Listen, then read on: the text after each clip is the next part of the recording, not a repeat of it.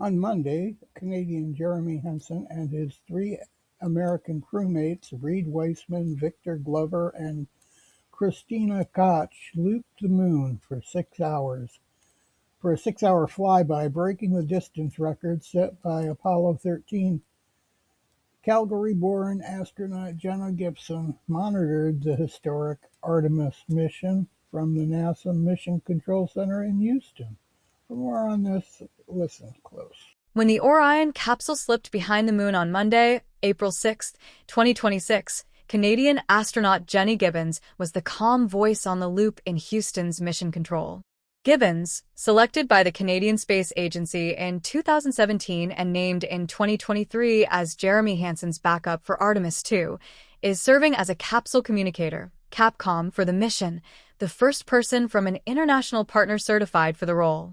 According to the CSA, she is on console at NASA's Johnson Space Center for several shifts, including the critical Lunar Flyby window, acting as the primary link between the flight control team and the four-person crew of Reid Wiseman, Victor Glover, Christina Koch and Hansen. A CSA feature describes Gibbons as the first person from an international partner country to be certified as an Artemis Capcom, noting that the job is to distill the expertise of an entire flight control team into clear, timely instructions for the astronauts.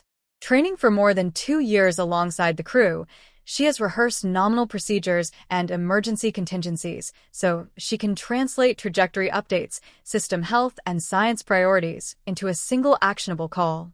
Being a Capcom also prepares you to be a more effective crew member, because you have a window into the processes in mission control which support spaceflight, Gibbons has said, a point echoed by Hansen's public praise of her operational competence.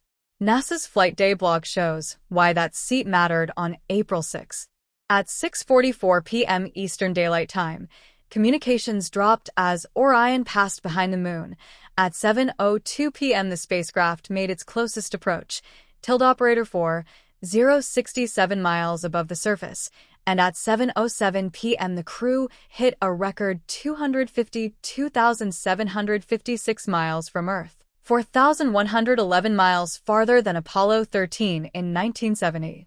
When the Earth rose back into view at 7:24 p.m., the Deep Space Network reacquired the signal and Gibbons' loop was back in contact with the crew for the Earthrise call. Throughout the 6-hour Farside pass, she relayed science timelines, lunar observations, meteor impact flash watches, and the start of a solar eclipse at 8:35 p.m., while keeping the crew's workload manageable.